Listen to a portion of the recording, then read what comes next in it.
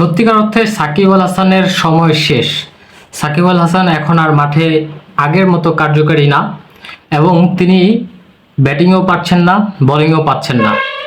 দলে শুধুমাত্র তার এক্সপেরিয়েন্সটা কাজে লাগছে, কিন্তু তিনি ব্যাট হাতে বা বল হাতে কোনো কিছুই করতে পারছেন না, কোনো কিছু ক্লিক করতে পারছেন না।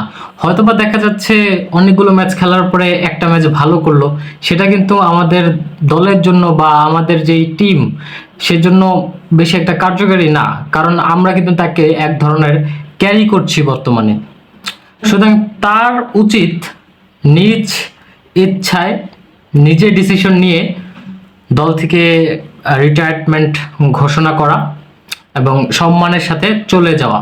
তিনি নিজেও একবার বলেছেন, তিনি যখন দেখবে দলের বোঝা হয়ে গিয়েছে, তিনি যখন দেখবে যে ড্রাইভিং সিটে আর তিনি নেই, তিনি হচ্ছে প্যাসেঞ্জার সিটে বসে আছে, তিনি নিজেই চলে যাবে। কিন্তু এখন তিনি কিন্তু সেই পর্যায়ে চলে এসেছে, তার যা দেওয়ার তিনি দিয়ে দিয়েছে, আর তার থেকে আমরা কিন্তু আউটপুট পাচ্ছি না।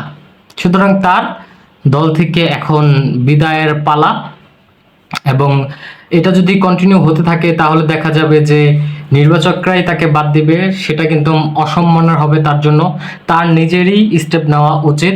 যেমনটা আমরা দেখেছি যে মাশরাফি অসম্মানিত হয়ে তারপরে হচ্ছে দল থেকে বাদ পড়েছে, তামিম অসম্মানিত হয়ে দল থেকে বাদ পড়েছে।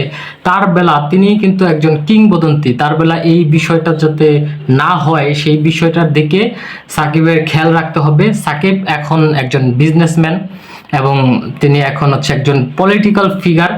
তার উচিত যেটা তার জন্য বেস্ট হবে দল ত্যাগ করা, সেটাই করা।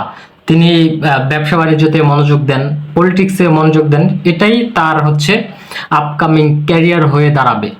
সো ক্রিকেট আর তার জন্য না, ক্রিকেটে তার এখন প্রয়োজনীয়তা দেখা যাচ্ছে না, কারণ তিনি আগের মতো আর নেই। তিনি অনেক করেছে দেশের জন্য, এখন কিন্তু তিনি এক পর্যায়ে যে দেশের বোঝা হয়ে যাচ্ছে।